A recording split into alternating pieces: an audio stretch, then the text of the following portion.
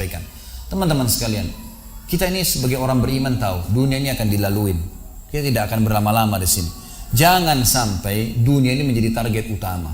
Berantem gara-gara tanah, berebutan karena warisan, berebutan karena jabatan, kadang-kadang berebutan hanya karena masalah pasangan hidup. Untuk apa? Untuk apa teman-teman sekalian? Dunia ini mungkin di mata antum kelihatan besar kalau dekat.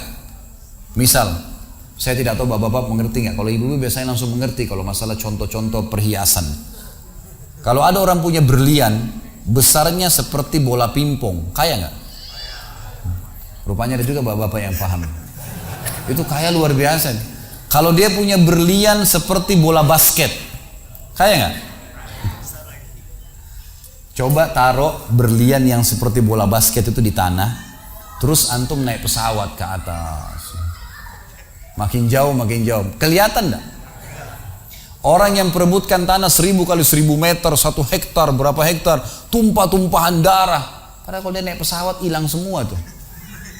Mobil mewah, bangga-banggaan dengan mereknya. Kalau kita naik pesawat kayak gentong-gentong lagi jalan. Cuma hiasan dunia. Apa yang mau dikejar? Gitu kan? Seorang mukmin tahu dunia hanya fasilitas saja untuk mengejar akhirat. Akhirat yang abadi teman-teman. Akhirat yang abadi, kejar di sana. Walad darul akhiratu lahiyal hayawan, kata Allah. Darul akhirah, tempat akhirat adalah kehidupan yang abadi. Di akhirat kata Nabi SAW, kalau seorang mukmin masuk ke dalam surga, tidak ada capek, nggak ada gangguan orang, nggak ada sedih, nggak ada penyakit, nggak ada buang air besar, nggak ada buang air kecil. Makanan dan minuman yang dimakan ahli surga yang tidak dibutuhkan oleh tubuhnya akan keluar dalam bentuk keringat yang lebih wangi dari bau kasturi. Nggak ada lagi masa tua, nggak ada masa anak-anak.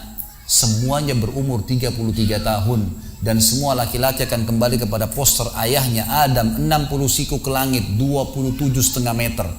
Dan semua perempuan kembali kepada poster ibunya Hawa 40 siku ke langit 17,5 meter. Nggak lebih ya daripada itu, dan nggak pendek nggak tinggi. Jadi teman-teman yang pendek nggak usah khawatir. Ini cuma dunia. Sampai orang beriman pun tahu kalau ada orang lahir dalam kondisi fisiknya luar biasa, matanya buta, telinganya tuli, tangannya, kakinya semua putus, gitu kan?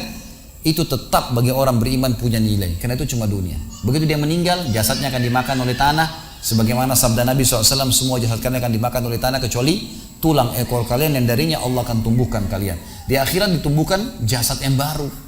Itu yang akan hidup bersama kita di surga atau di neraka, gitu kan? Jadi ini cuma dunia sebentar. Untuk apa dikejar, teman-teman sekalian? Ingat, Nabi SAW pernah keluar dalam hadis Bukhari dari masjid beliau, kemudian beliau menggambar kotak. Lalu beliau mengatakan, inilah kotak kehidupan manusia. Seperti meja ini misalnya, inilah kotak kehidupan manusia. Lalu Nabi SAW menggaris dari luar kotak, di bawah kaki beliau, digaris, dilewatin kotak ini sampai melewati kotak tengah, di depan, panjang. Lalu kata Nabi SAW, ini angan-angan manusia. Ini angan-angannya. Angan-angannya melampaui kehidupannya. Lebih 500 tahun ke depan, padahal umurnya cuma 60-70. Lalu Nabi SAW menarik dengan tongkatnya dengan keras dari sisi kanan garis kotak, digaris dengan keras sampai terbongkar tanah itu, digaris dan memutus garis tengah itu. Lalu beliau mengatakan, dan ini kematian yang akan datang memutus angan-angannya. Di Jakarta kemarin teman-teman sekalian, ini bukan nakut-nakutin, tapi di Jakarta kemarin begitu. Ada orang keluar dari mall, kisah nyata, bawa kresek banyak sekali, habis belanja buat keluarganya. Mobilnya Masya Allah mewah luar biasa, super lux, paling mahal. Parkir, begitu melihat tukang parkir, alhamdulillah, tukang parkirnya sangat senang nih, karena ini orang kaya, pasti kasih tip yang banyak gitu. Naik di mobilnya, di starter mobil, tidak pakai supir kebetulan, dia nyalain, mobil di depan ada, mobil di belakang ada, gitu. Jadi terhimpit. Tiba-tiba orang ini tuh starter mobilnya diinjak gas dengan sangat keras, mundur ke belakang, nabrak mobil di belakang, hancur total. Tukang parkirnya pun tadi jadi marah, Pak, apa nggak lihat, ngambil marah-marah. Tapi anehnya orang ini gasnya terus kencang, gitu ribut, gitu kan. Maka tukang parkir curiga, dibuka pintu, orang itu sudah meninggal dunia. Teman-teman sekalian, pernah nggak orang ini berpikir dia akan mati pada saat keluar dari mall? Kalau dia tahu, dia tidak bakal keluar ke mall tuh. Di depan mata saya pernah ada orang meninggal di rumah sakit ayah saya. Kebetulan di Makassar beliau punya rumah sakit, dan itu di pinggir jalan raya. Sore hari subhanallah ada anak muda. Saya pas lagi di teras lantai 2 rumah ayah saya, itu kelihatan jalan raya. Jadi kelihatan orang kejadian ini. Ada anak muda lagi pakai motor, waktu itu motor baru, dia jalan. Jadi jalurnya 2 jalur gitu kan. Rupanya motor ini motor itu dari arah sana, kemudian di sini ada mobil pick up yang pelan jalannya gitu. Ada mobil truk pelan jalannya. Di belakang ini rupanya ada mobil truk pelan, di belakangnya ada mobil pick up. Mobil pick up ini mungkin kena terganggu, dia bukan ngelewatin dari kiri, dia keluar ke jalur sebelah. Keluar, motor yang tadi lagi kencang, dia tidak sangka tabrak, meninggal di tempat. Jatuh tergeletak, motornya dibawa, dicek di rumah sakit ayah saya di klinik, ternyata sudah meninggal dunia. Saya lihat orang itu subhanallah tergeletak. Ada beberapa produk yang dia bawa di motornya. Lalu saya bertanya, saya muhasabah sendiri. Orang ini pernah berpikir nggak ya waktu keluar rumah tadi akan dia tabrakan, dia akan jatuh? Saya yakin tidak. Kalau dia berpikir dia tidak akan keluar dari rumahnya. Tapi begitulah ajal kalau datang teman-teman sekalian. Kalau datang tidak akan terlambat sesaat atau berkurang sesaat. Harus fahamin, gitu kan? Jadi jangan sampai kita berlebihan. Saya tanya teman-teman, Anda jujur jawab. Kalau seandainya Anda ke dokter, lalu kemudian dokter mengatakan, maaf Pak, Bu, umurnya tinggal 2 minggu menurut ilmu medis. Ini ada penyakit parah, tinggal 2 minggu, dokter nggak bisa obatin lagi. Kira-kira orang yang seperti ini sudah divonis sama dokter akan mati 2 minggu lagi. Nggak ada lagi, sudah kankernya, sudah tumor segala macam di tubuhnya, sudah segala macam penyakit. Nggak bisa lagi hidup orang ini. Kemudian ada orang datang, temannya bilang, itu si fulan ceritain kamu. Kira-kira dia masih mau ribut berkelahi? Itu orang tuh mau mengambil hakmu, masih mau mengebut lagi? Sudah semua? Enggak, sudah, nggak mau tahu. Ini 2 minggu lagi mati. Semestinya teman-teman tidak usah tunggu vonis dokter nih. Siapa yang bisa jamin sekarang di masjid ini teman-teman ada dari tembok ini tiba-tiba malaikat maut, saya lihat antum tidak lihat, roh saya tinggal dikenang. Khalid Basalamah pernah ceramah, selesai. Dan Anda juga bisa begitu setiap saat. Bagaimana orang bisa tenang nih dalam kemaksiatan kepada Allah sementara setiap saat malaikat maut bisa datang jemput dia dan ada hisab semuanya. Ini bahaya sekali. Baik, saya pernah mengadakan pelatihan teman-teman sekalian di masjid yang besar. Masya Allah mungkin seperti ini malah lebih besar. Lantai 2 juga seperti ini dan penuh. Di lantai 2 itu ada banyak ibu-ibu akhwatnya. Saya bicara masalah kematian selama 2 jam materi lengkap. Kemudian setelah itu sebelumnya saya bilang sama panitia tolong supaya lebih hidup suasananya, siapkan kebutuhan jenazah. Meja, kain kafan, sama menyan-menyannya semua. Kemudian di sebelah masjid buatin liang lahat. Baik Ustaz, dibuatlah. Selesai saya ceramah 2 jam, saya bilang, Bapak Ibu sekalian, saya mau ajak Anda 5 menit coba menjadi jenazah. Ada yang mau? Sempat ada yang angkat tangan depan saya. Kebetulan teman kita ini, saudara kita tukang batu. Adiknya dia kembar anak SMA sering ikut pengajian saya gitu. Dia hadir juga. Dia bilang, saya Ustaz. Baik, silakan. Pak, saya minta tolong satu hal ya. Kalau Bapak naik nanti di atas meja ini, dibungkus dengan kain kafan oleh panitia, tutup mata Anda dan bayangkan Anda sudah mati dan dengarkan apa yang saya ucapkan. Baik Ustaz, baik. Saya juga bilang sama panitia di atas masjid waktu itu, ibu-ibu, silakan kalau ibu mau coba, panitia tolong bantu. Saya sudah pandu waktu sebelum pengajian. Ringkasnya adalah dia naik. Subhanallah, begitu dia naik, Bapak Ibu sekalian, orang ini naik di atas meja, begitu tutup matanya dan ditempelin kain kafan di pipinya. Ini kain kafan asli kita beli. Ditempel di pipinya, langsung dia nangis dia, terisak-isak. Lalu kemudian panitia taruh tangannya di dadanya, harus dibungkus gitu kan. Lalu saya bilang, Pak, coba renungin sekarang Anda sudah mati dan hiruk-pikuk di masjid ini ada orang nangis. Kebetulan adiknya dia yang kembar ini murid saya duduk di sebelah kiri kanannya dan membayangkan benar kakaknya meninggal. Mereka betul-betul menangis gitu.